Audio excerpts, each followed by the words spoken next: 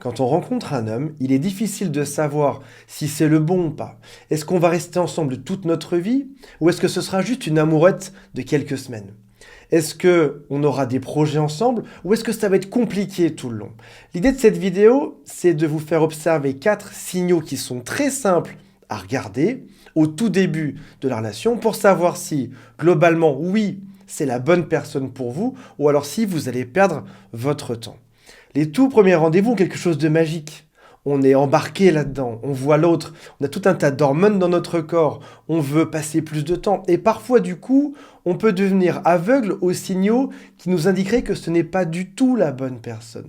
L'idée aujourd'hui, c'est de revenir en ayant un peu plus les pieds sur terre pour faire les bons choix. Avant de démarrer, si vous le souhaitez, abonnez-vous à la chaîne. Il y a aussi un quiz qui s'appelle « Quelles sont mes chances de récupérer mon ex ?» Et si vous le souhaitez, toute mon équipe est là pour vous aider. Il y a un lien qui est juste en dessous.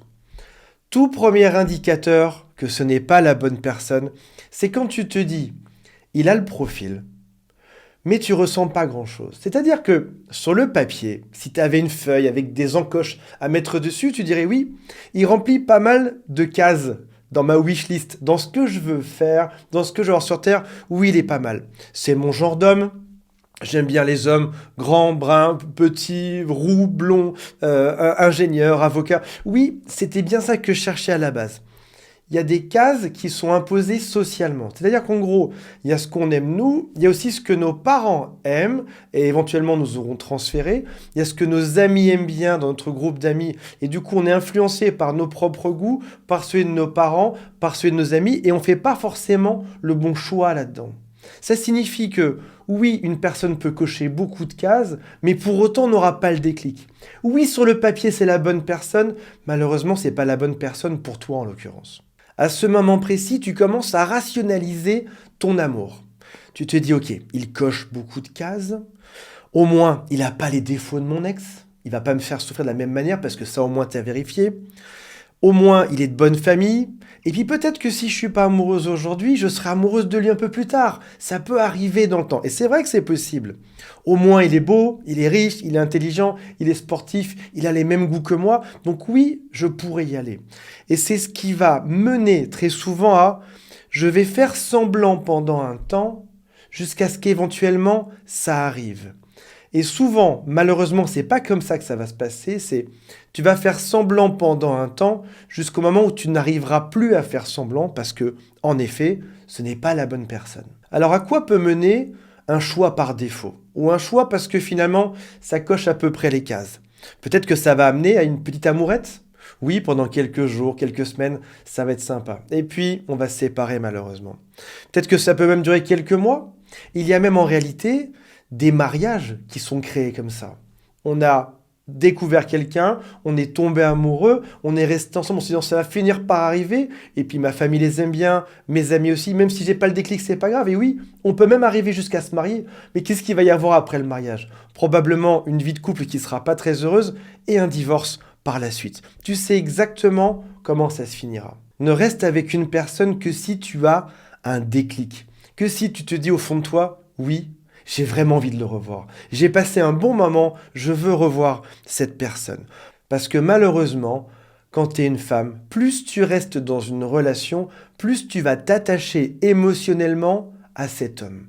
Tu vas te dire, j'ai déjà mis beaucoup d'investissements émotionnels, en énergie, en temps, en dispute. J'ai fait déjà beaucoup d'efforts et je veux pas retourner sur les sites de rencontres. Donc, comme je me suis déjà beaucoup investi, je vais rester là-dedans. En plus, tu as probablement envie de construire quelque chose et c'est ce que tu fais. Tu construis réellement un couple, sauf que c'est pas avec la bonne personne. Et parfois, il est compliqué de partir lorsqu'on n'a rien à reprocher à l'autre. Malheureusement, plus tu resteras dans cette relation, et plus ce sera difficile de partir à la fin. Tu vas devoir l'expliquer à tout le monde, et surtout lui expliquer à lui. Comment dire à quelqu'un pour qui t'as pas le déclic, et quelqu'un qui a rien fait de mal, que c'est pas la bonne personne? Deuxième situation qui te montre que non, ce n'est pas la bonne personne. C'est la suivante. Sa seule qualité, c'est d'avoir été là au bon moment. Il y a plusieurs cas de figure qui sont différents et qui peuvent mener à ça. Par exemple, tu sors d'une relation qui était compliquée et il se trouve que quelques jours après, cet homme est là. C'est pas le meilleur, c'est pas celui que tu aurais choisi dès le début, mais il s'avère que, peut-être un peu par flemme, aussi parce qu'il se trouve là au bon moment, tu vas te dire, allez, pourquoi pas. Peut-être aussi que tu ne rencontres pas beaucoup d'hommes, et que du coup l'un d'entre eux est là, peut-être à ton travail, et tu te dis, ok, je vais essayer. Peut-être aussi que tu es une femme qui est dite difficile d'accès. Tu as beaucoup de standards, tu sors pas trop de chez toi, t'aimes pas forcément aller en boîte de nuit, comme moi, je sors quasiment plus dans les endroits pour célibataires, et du coup, rencontrer quelqu'un de nouveau, à part sur les sites de rencontres, ça t'arrive rarement. Et même les sites de rencontres, c'est pas forcément ton truc. T'es donc difficile d'accès, t'es une femme géniale, mais tu es cachée, comme la princesse dans les châteaux. Pour arriver à savoir où se situe le château et à quel étage faut monter dans la tour pour te trouver, c'est compliqué. Donc encore une fois, tu tombes sur l'homme qui est là au bon moment, vous êtes dans un même groupe d'amis, dans un même club de sport, c'est pas forcément lui à la base que t'aurais aimé, mais il se trouve qu'il est là. Peut-être aussi que t'es nouvelle dans une ville, ou que c'est juste ton voisin de bureau. Il est là, et finalement, ça va rendre le déroulement de la rencontre assez romantique. Ce n'est pas la bonne personne, mais dans l'enchaînement des choses, toi qui n'aimes pas forcément dire que tu as rencontré quelqu'un sur les sites de rencontres, là, tu as une belle histoire à raconter. On était ensemble au club de tennis, on était dans le même club de footing, on était voisins, pendant longtemps on s'est regardés l'un et l'autre. C'est pas le bon, mais les circonstances sont mignonnes.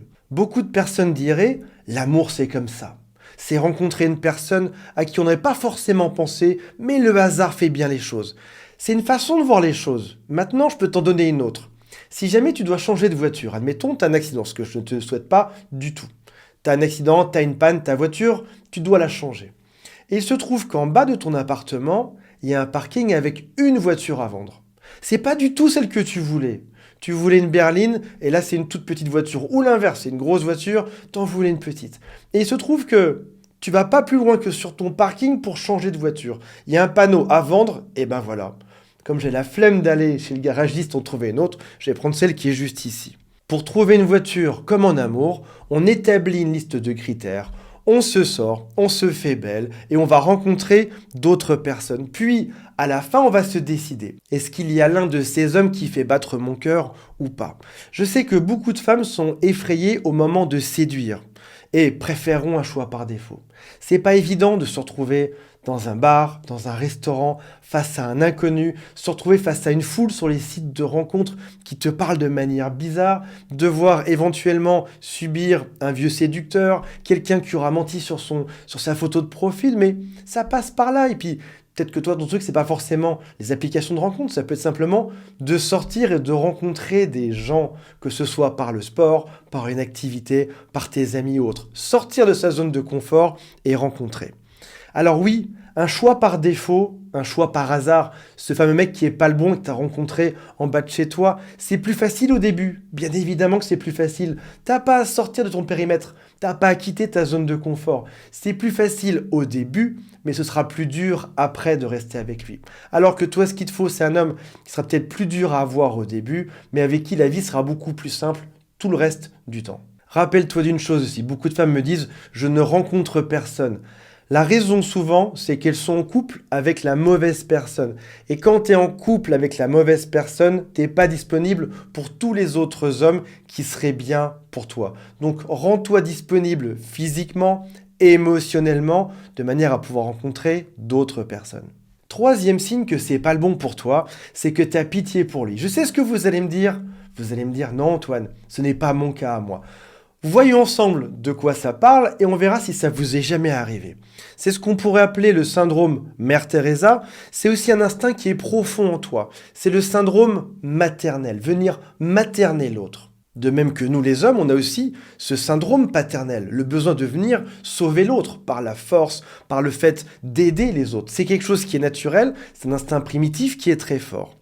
Tu rencontres un homme qui n'est pas forcément en bonne forme dans sa vie. C'est compliqué, sa vie part un peu dans tous les sens, il est mal habillé, c'est dur à son travail. Et là, tu te dis, je vais l'aider à aller mieux, mais c'est pas tout. En plus, je lui serai indispensable parce que si je l'aide, il me sera redevable. Et en plus, je ne serai pas seul. Donc en gros, je vais tellement l'aider qu'il sera un petit peu dépendant de moi et qu'on va rester ensemble toute la vie. Le tout s'accompagne souvent avec une bonne dose d'auto-persuasion. Je m'auto-persuade que c'est le bon, même devant l'évidence que mon cœur ne bat pas pour cette personne, je vais m'en convaincre. Oui, mais quand même, il est plutôt gentil en général, il est plutôt drôle en général. Oui, il est drôle, mais regarde juste tout le reste de votre vie qui va pas du tout avec ce que tu souhaitais. La pitié n'est pas une bonne fondation pour créer un couple. Je ne sais même pas pourquoi je dis cette phrase. Parce que je sais qu'elle est souvent oubliée.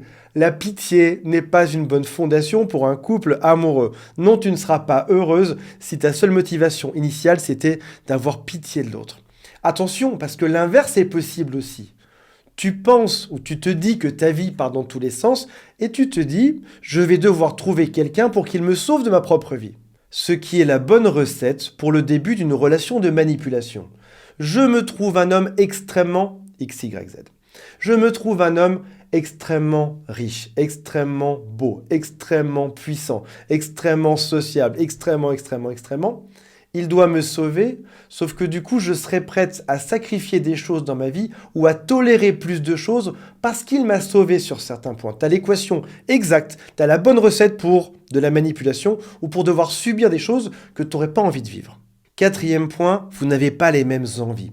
On a tous des sujets importants dans sa vie. Peut-être que toi, tu veux avoir des enfants. Ou peut-être que toi, tu ne veux absolument plus avoir d'enfants, ou de jamais en avoir. Peut-être que toi, tu veux créer une famille, ou une famille recomposée. Peut-être que toi, ce que tu veux, moi, mon truc, c'est d'emménager avec quelqu'un. Quand j'aime quelqu'un, je veux qu'on emménage ensemble. Mais chez d'autres, c'est pas le cas. D'autres hommes, d'autres femmes, ce qu'ils veulent, c'est se voir une fois par semaine, ou 3 fois par semaine, ou même un week-end par mois, ça existe. C'est pas mal. Chacun a un souhait pour sa vie, chacun veut quelque chose. Il suffit juste de trouver quelqu'un qui a les mêmes envies que toi. Et beaucoup de gens sur Terre, quand je dis beaucoup de gens, je veux dire beaucoup de femmes. Beaucoup de femmes sur Terre n'osent pas poser la question.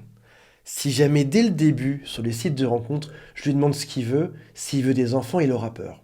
Ou alors si je lui demande s'il veut une relation sérieuse ou pas, il va fuir. Je préfère qu'on voit un peu comment ça se passe avant de lui poser ces questions. Il va découvrir à quel point je suis une femme géniale et on va avancer ensemble. Il aura forcément envie de s'engager. Non, pas forcément. Peut-être qu'il n'a jamais eu envie de s'engager tout court. Pour savoir ce qu'il veut, pose-lui la question. Dans la réalité, sur les sites de rencontres, je te parle en tant qu'homme, c'est une question qui est demandée très rapidement. Parfois même, c'est la deuxième question. Bonjour. La femme répond bonjour. Deuxième question qu'elle te pose, c'est est-ce que tu veux t'engager ou pas? Ou est-ce que tu veux juste un plan d'un soir? Parce que oui, beaucoup de gens sont là juste pour un plan d'un soir. Que ce soit sur un site de rencontre ou dans la réalité, tu as le droit de poser la question. Et la réponse classique des hommes, surtout de ceux qui ne veulent pas s'engager, c'est on verra. Je ne sais pas encore, on verra comment l'avenir nous dira les choses, comment ça va se passer. Mais c'est pas ça que tu veux comme personne en face de toi. Tu veux une personne qui a une intention. Si jamais à moi on me demande Antoine, qu'est-ce que tu veux sur Terre? Je vais répondre, moi ce que je veux c'est créer une famille recomposée ou créer un couple ou m'engager. J'ai une vision qui est claire, j'ai une envie qui est claire. Je ne sais pas si on va y arriver ensemble. C'est pas ça la question. On va tout faire pour y arriver. Mais en tout cas, mon envie de base, c'est celle-ci. Et après, on verra si on y arrive ou pas. Si, dès le début, la personne te répond « je ne sais pas trop ce que je veux », ça dépend des personnes, on avisera, c'est qu'il n'a pas d'envie. Ou alors qu'il te cache son envie par une espèce de petite pirouette de langage. Donc oui, tu as le droit de poser la question le plus vite possible. Pose les questions sur les sujets qui sont importants pour toi. On ne fait pas changer d'avis quelqu'un sur ses envies profondes. Et ça, c'est la pire erreur. Se dire, on verra ce qui se passe, je n'ose rien lui imposer. Demande-lui dès le départ ce que tu veux. Oui, c'est pas très romantique, mais en tout cas, tu auras évité de perdre quelques heures de ta vie, quelques jours, voire même quelques années à attendre quelque chose que l'autre n'a jamais souhaité. Voilà mes amis, j'espère que ça vous a intéressé. On se retrouve prochainement. C'est là tous, bye.